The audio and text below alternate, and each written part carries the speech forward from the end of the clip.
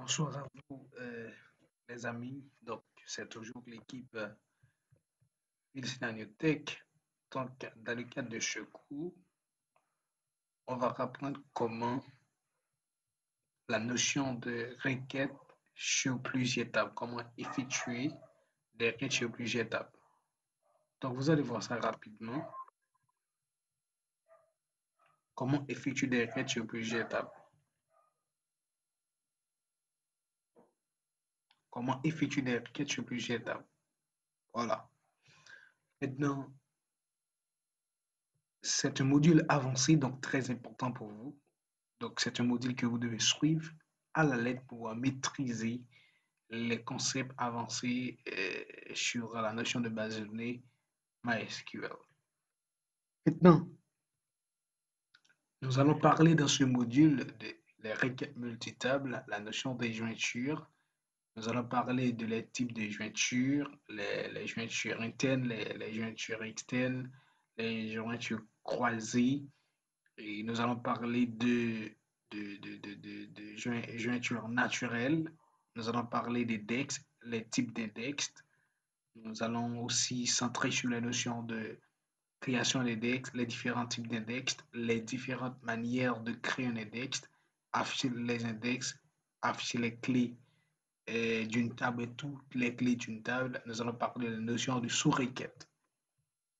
Et nous allons aller plus loin pour parler de métadonnées, gestion du changement, gérer les applications package, reporting et communication, gestion des performances. Et nous allons justement parler de MySQL Workbench et tant d'autres éléments dans le cadre de ce cours. Donc c'est très important de suivre ce module. Donc, on ne va pas tout faire ensemble, mais on va faire chaque module de manière détaillée. Voilà. Et nous allons entrer dans ce qu'on appelle le langage de contrôle de données, qui est le LCD, le langage de contrôle de données. Donc, nous allons parler de création de user, création et suppression de user, comment modifier un utilisateur, attribuer un mot de passe à un user, et puis la notion de privilège ou bien grant en anglais. Donc, c'est très, très intéressant de bien vouloir maîtriser la notion de, la notion de, la notion de contrôle de données. Voilà. Voilà. Maintenant, qu'est-ce qu'une requête multitable? Il nous faut démarrer là. Donc, une requête multitable est une requête qui peut effectuer sur plusieurs étapes. Par exemple, si on a ici la table, on a une première table, on fait select start from, table 1, virgule, table 2. On met point virgule. Automatiquement là, on fait une requête sur deux tables. Mais on peut faire aussi virgule, table 3, table 4. On peut faire tant de tables que vous voulez. Exemple, on a deux tables. On a la table ville et on a la table personne et la table ville. On fait select start from personne et on fait la table ville. Donc, on fait une requête multitable. Mais il y a ce qu'on appelle une requête standard. Donc, une requête standard, comme vous le savez déjà, c'est une requête qui s'effectue sur une seule table. Par exemple, excusez-moi, donc une requête standard est une requête qui s'effectue sur une seule table ou elle est une requête monotable. Donc, il y a requête multitable, il y a requête monotable. Par exemple, si on fait select start from, tab, tab name, c'est table name, c'est-à-dire le nom de la table, where id égale à 1. C'est-à-dire qu'on dit, je fais une sélection de tous les éléments de cette table-là, mais là où id est égal à 1, le numéro est égal à 1. Donc, ça, on fait une requête sur une seule table. Voilà. Maintenant, nous allons rapidement entrer dans la pratique. Nous allons créer une table qui s'appelle auteur. Nous allons créer une table qui s'appelle auteur. Donc, je vais lancer, on va dire, je vais utiliser moi-même et ma exemple. Je vais utiliser exemple. Je vais utiliser exemple. Comment lancer exemple? Je vais rapidement, je vais lancer exemple en commande CMD. Je vais rapidement lancer exemple en commande CMD. Je vais lancer rapidement exemple. Je vais lancer CMD. Laisse-moi aller à mon administrateur. CMD. OK. Mais vous pouvez choisir MySQL sans problème. Donc, si vous avez installé MySQL, c'est pas grave. Donc, vous pouvez toujours l'utiliser sans problème. Donc, je vais prendre là où XAMPP est installé. Je vais aller directement dans C. Je vais aller dans Program File. Je programme File. OK, je vais aller dans XAMPP. Donc, je crois que XAMPP est déjà lancé, est déjà démarré. Et je dois aller dans XAMPP, où se trouve XAMPP là. Je vais chercher XAMPP. Ça peut. Voilà. Je vais chercher XAMPP. Excusez-moi. Je vais chercher XAMPP. Où se trouve XAMPP là? Ah, laisse-moi voir si ça, si on ne se trouve pas ça là. Je vais aller dans XAMPP x86. Je vais chercher XAMPP x86. Ah, où se trouve XAMPP là? XAMPP n'est pas là. Ok, XAMPP. Ok, voilà. Je vais aller non pas x86, donc il faut aller là directement. Il faut aller dans, voici XAMPP. On fait clic droit sur, deux cliquer sur XAMPP. Il faut prendre MySQL. Donc, on apprend MySQL. Il faut prendre bin et il faut cliquer sur ça. Mais maintenant, il faut qu'XAMPP ait déjà démarré sur votre ordinateur. Par exemple, là, mon XAMPP est déjà démarré. Donc, voilà, Apache est ouvert. Je dois cliquer sur Start. Start. Le serveur est ouvert. MySQL est aussi ouvert. Donc pour pouvoir lancer XAMPP. Donc, c'est l'application qui est en marche. C'est les serveurs. Donc, on peut le faire sur MySQL sans problème. Donc, qu'est-ce que je dois faire? Je dois, ou bien je peux lancer ça directement sans problème. On peut le faire comme ça aussi. Donc, je peux faire MySQL-U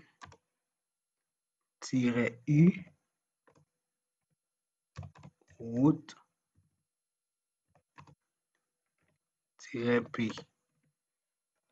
Voilà. Et puis, je presse, une fois que je presse Entrée MySQL, j'utilise MariaDB. Mais si ça ne marche pas, vous pouvez le faire aussi sur CMD. OK, on a dans CMD là. Je fais CD, entrée.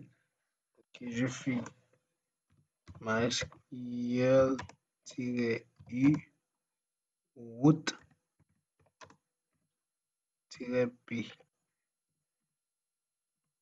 Voilà, ça marche. Soit on dit MySQL, soit on dit, OK, on peut rapidement utiliser XAMPP. OK, je dis, on peut dire XAMPP, ça veut dire que pour dire XAMPP, voilà, je ferme.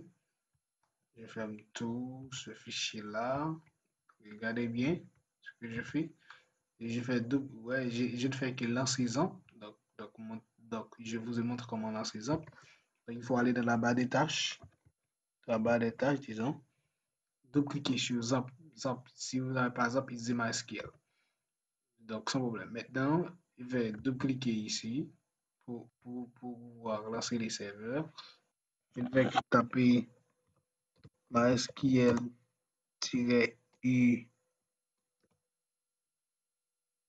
root-p.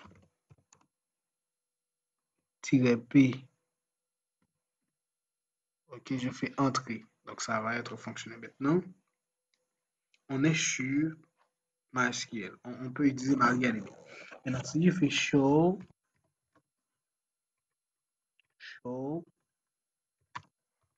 database, show databases, vous allez voir, voici, j'ai un ensemble de bases de données ici. Mais je vais créer une base de données.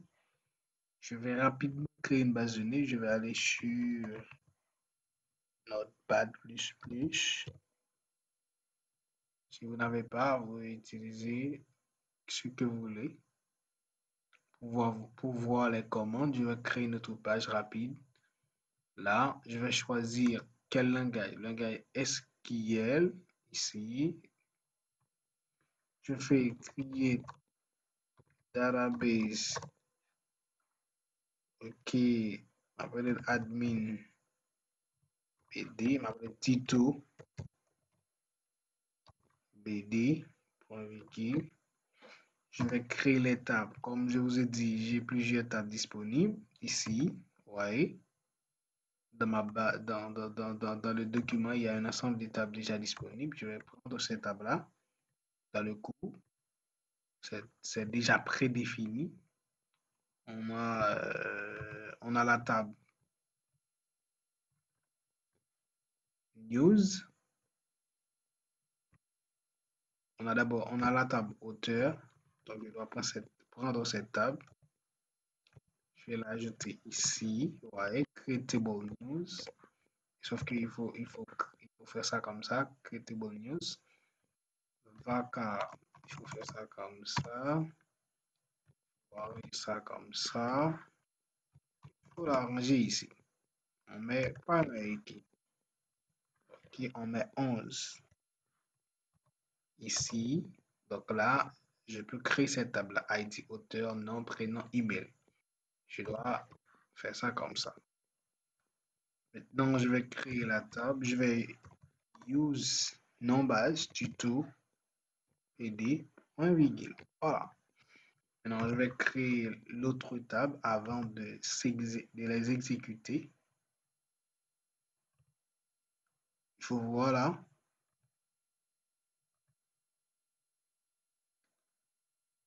Voilà. Il faut voir. Ah.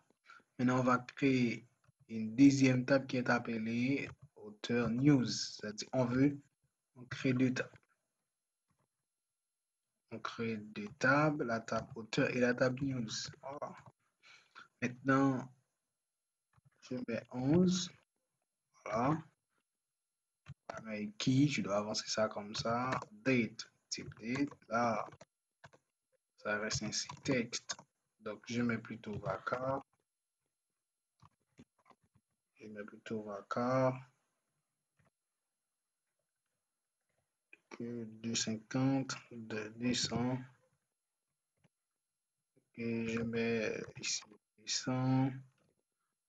It's not a problem. Ça pas problème. Là, je mets 11 et j'avance ici. Voilà.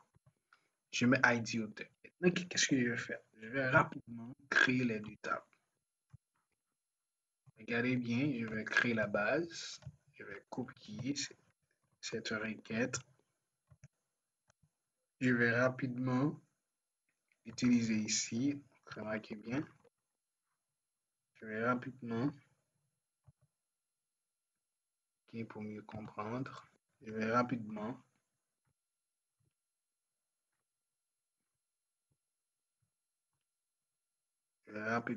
créer la base, copier et coller. Et je vais rapidement CTRL V. Ah, ça ne marche pas, qu'est-ce qui s'est passé là? Je ne sais pas ce qui s'est passé là.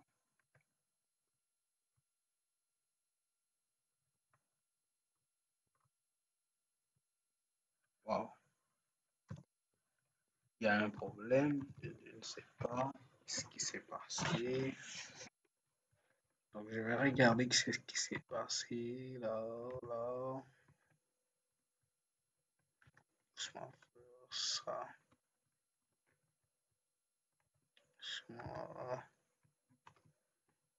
Voilà, c'est fait.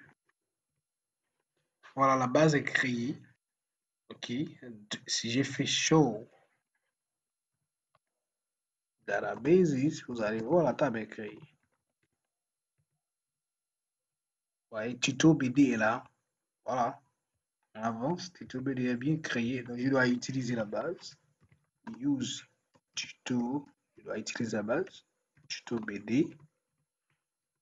Good, je suis déjà dans la base. Vous voyez, MariaDB tuto. Si vous voulez faire cela sur MySQL sans problème. Donc, je dois créer les tables. Je dois créer la table auteur. Donc, je vois, tout est là. Vaca, ID, auteur, nom, prénom, tout ça. Donc, tout est OK là. Il faut voir. Tout est correct. Maintenant, qu'est-ce qu'on va faire? On va créer la table. Maintenant, la table est créée. La table, si je fais show table,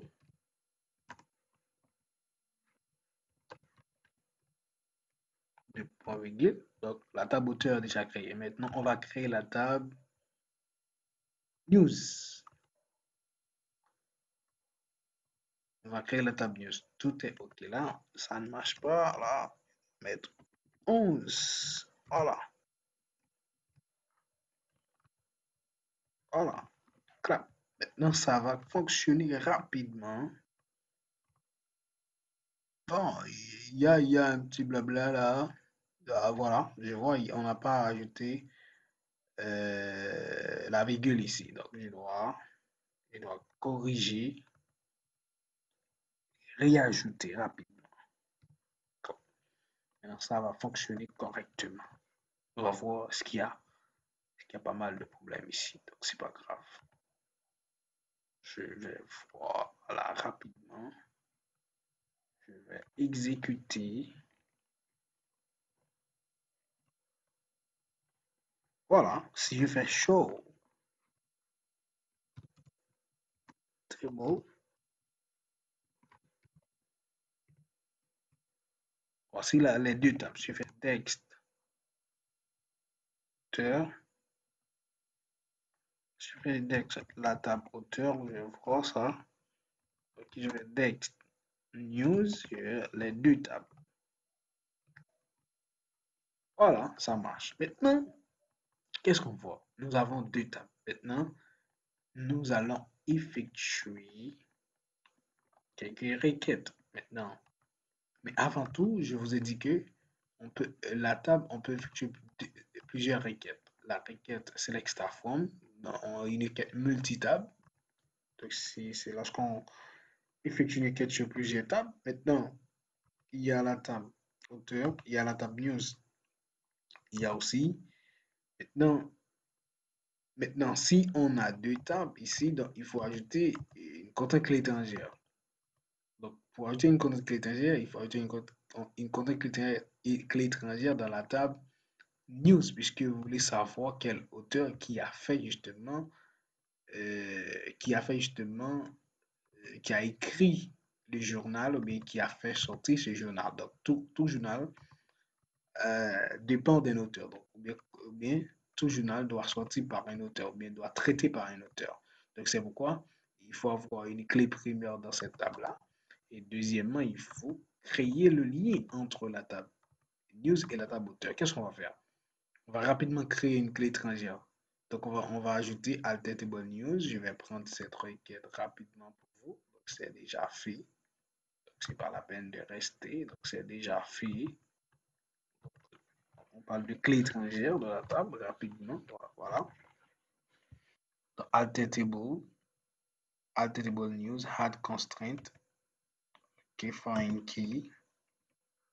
Le nom de la contrainte, on met le nom de la contrainte et on met Foreign Key et on met Foreign Key ID auteur qui joue le rôle de clé primaire de la table auteur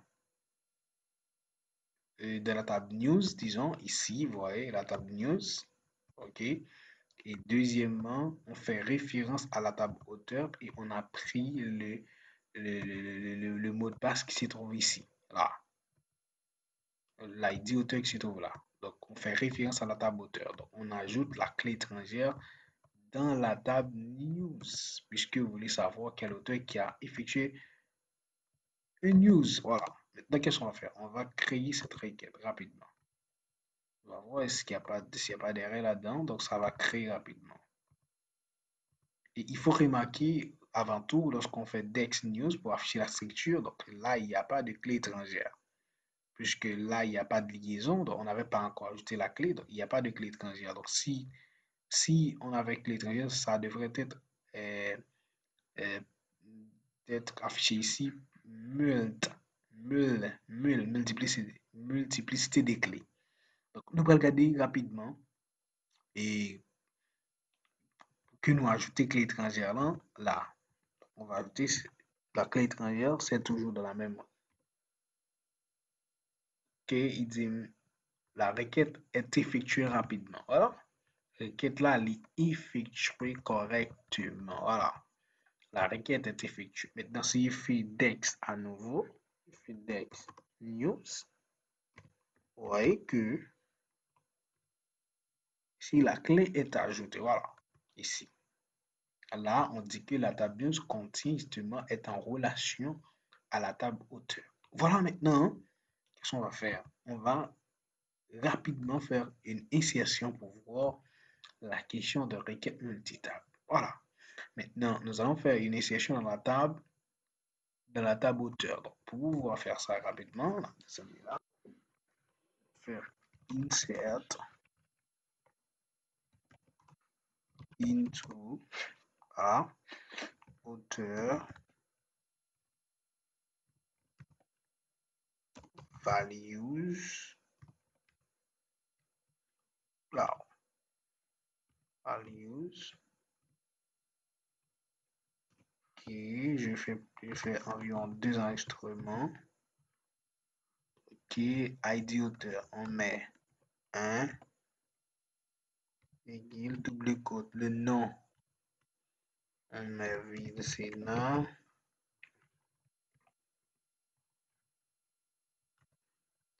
On met ville Sénat. Ici, on met quoi? On met prénom, on met l'ensemble. On met quoi? On met email. Ville Sénat. Mettez love. Mettez love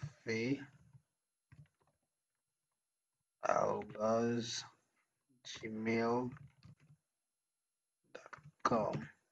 Double quote et me fait maintenant une virgule. Fait même bagarre encore, mettez 2. Je fais double quote, je fais Jules. Double quote, je fais Peterson. Je fais après Peterson, je mets jp@gmail.com. Je ferme et je fais ça. Je mets une clé là. Vous voyez? Donc, je peux diminuer pour voir la requête correctement. Ok, insert, ouais, voilà. Je fais insert into. Ok, je fais une premier instrument. Ok, premier élément. Deuxième élément. Là, je dois ajouter point virgule. ID, nom, prénom, téléphone. Je mets double quote. Ça doit être fonctionné correctement. Voilà. Je vais copier. Ici, si ça devrait être fonctionné. Il y a un problème, donc je dois copier. Je dois ajouter. Avant d'exécuter, je dois faire ça. Voilà. Ça ne marchera pas puisqu'il y a des i qui est apparu, qui sont apparus ici. Et je dois corriger. Je dois les ajouter à nouveau.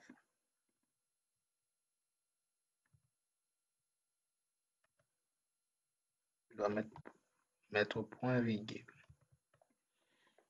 pour terminer la requête. Voilà, la requête, voilà, l'action est effectuée. Mais qu'est-ce que je dois faire? Je dois faire pour vérifier est-ce que les données sont sont enregistrés, je dois faire select star. Ok, select star from news. Regardez bien, news. Sorry. Il va y avoir un problème. Je dois corriger rapidement.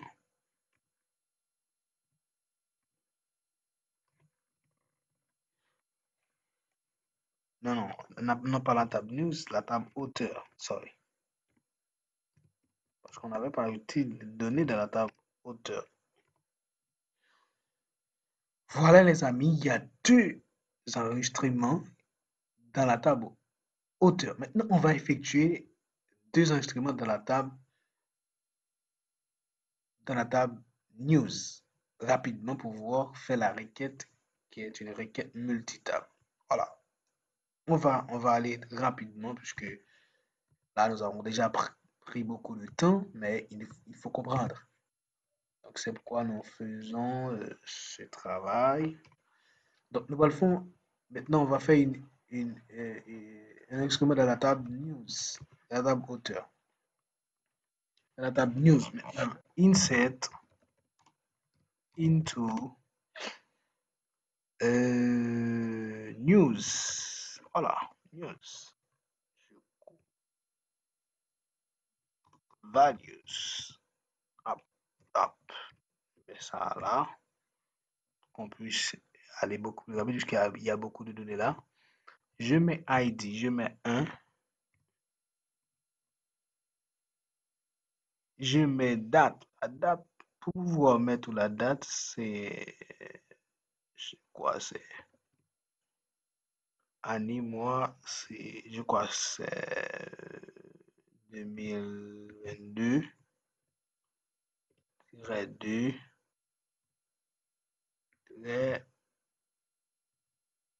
5e mois. Je crois que c'est comme ça. C'est année, mois, jour. Je crois. Donc si ça ne marchera pas, je vais corriger. Titre de livre. BD. Base de données. Message. Après les requêtes.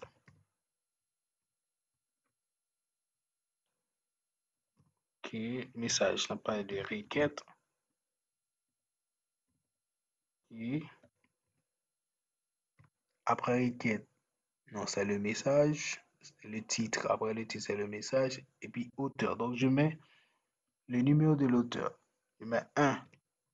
Ça dit que je dis que c'est l'auteur Vilsena qui va effectuer. C'est ce même ID qu'on utilise là. Là, puisque l'ID auteur joue le rôle de clé étrangère. Maintenant, je vais automatiquement exécuter cette requête. Si ça ne marchera pas, je vais corriger rapidement. Puisque probablement ça peut arriver dans la question de date. Ok, voilà. Je vois le problème. Voici la requête est effectuée. Si je fais select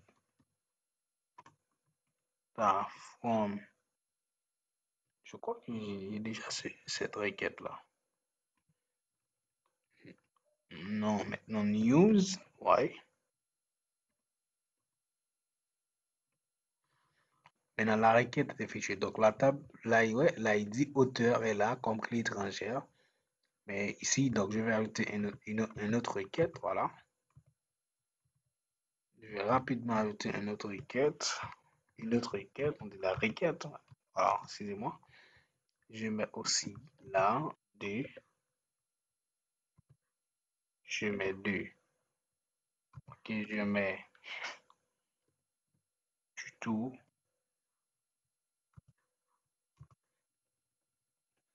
Je mets info BD. Ok, je change la date. Je mets 6. Et je dois rapidement ajouter. Voilà.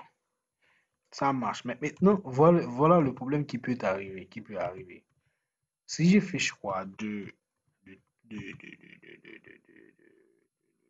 Par exemple, si je fais choix de, je mets 3, la date, je mets 3 et je mets par exemple là, je mets 3. Qu'est-ce qui va se passer? Il va y avoir un problème. Quel problème? Là, nous allons voir qu'il va y avoir un problème rapidement. Quel problème? Là, il va rapidement dire qu'il y a un problème de contrainte clé étrangère, donc qui n'est pas justement enregistré dans la première étape, puisque la première étape contient seulement deux enregistrements. Deux enregistrements, donc on voit ici, la première étape auteur contient seulement un et D comme ID. L'auteur, il n'y a pas d'auteur, c'est-à-dire qu'il n'y a pas d'autre auteur qui est D auteur. Donc, l'auteur qui a un numéro un et numéro 2. Mais puisqu'il n'y a pas d'autres auteurs, on ne peut pas enregistrer d'autres informations pour d'autres auteurs. Donc, on peut ajouter uniquement des informations que pour la table auteur, que pour la table et que pour les numéros qui sont ici, les identifiants d'auteurs qui sont ici. Il y a un problème de clé étrangère, puisque la table auteur doit contenir les ID avant de les ajouter dans les numéros qui sont ici. Donc, c'est le problème. Bon, voilà. Maintenant, requête multitable. Donc, je vous ai dit qu'une requête multitable, c'est une requête qui s'effectue sur plusieurs tables. Comment je vous ai expliqué rapidement. Donc, voilà, pour une requête multitable, on peut se select staff one, premier tableau, ok, deuxième tableau. Voilà, ça va être fait rapidement. Donc, on va faire ça ensemble. On va dire, on a deux tables, on va faire une requête multitable. Voilà, je fais select staff one, auteur, begin, news. Là, on a une requête multitable, les amis. Une requête multitable. Voilà. Rapidement, voici les infos. Ouais. Une requête multitable, il affiche non seulement les infos de la première table, mais il affiche aussi les infos de la deuxième table. Voilà. Il a dit 1, vicinalofson@gmail.com et il a mis ID News, ouais, Date News, titre et tant d'autres informations qui sont ici. Donc, il y a tant d'autres informations qui sont là. Donc, c'est comme ça qu'on doit faire les choses. Donc, voilà. C'est comme ça qu'on va effectuer les requêtes multitables. Une requête multitable est une requête qui s'effectue sur plusieurs tables. Donc, je pense que vous avez bien saisi ces notions. Maintenant, on va entrer dans la partie du cours de manière plus approfondie. Mais lorsqu'on fait une requête comme ça, donc c'est pas encore logique puisqu'il y a trop de données. La requête n'est pas classique, n'est pas bien définie. La requête n'est pas justement explicite puisque là, il y a tous les éléments qui s'effectuent. Donc, ouais, il y a plus que quatre enregistrements. Il y a un 2 un 2 2. Il y a les infos, c'est répète. Donc, il faut éviter ça. Donc, je vais vous montrer ça dans les notions de jointure pour pouvoir éviter ces, ces, ces, ces, ces, ces, c'est blablabla. Voilà. Donc, qui va vous aider à saisir d'autres notions. Donc, n'hésitez pas à laisser un like, partager, abonner. Si vous aimez ce cours, donc dites-nous ça en commentaire. Donc, c'était toujours l'équipe Phil Sena Niotech. Je vous aime et à ne pas oublier qu'on va continuer avec les notions de jointure dans ce prochain cours. Donc, restez, restez connectés pour pouvoir apprendre avec nous sous peu dans la notion de jointure sur ce même, sur la continuité de ce cours. Donc, puisqu'il y a beaucoup de choses à voir ici, ouais, il y a beaucoup de choses à vous expliquer. Donc, restez connectés pour pouvoir apprendre avec nous rapidement sur la notion de jointure. Et si vous ne savez pas vraiment la notion de jointure, en base de données, c'est comme si vous n'avez pas encore fait la notion de la base de données relationnelle, puisque c'est ce qui va nous permettre de bien comprendre les notions de base de données relationnelles. Et nous allons aussi parler de MySQL Workbench dans les cours à venir. Donc, merci à vous. C'était Lawson Vixena, votre ami, votre, votre coach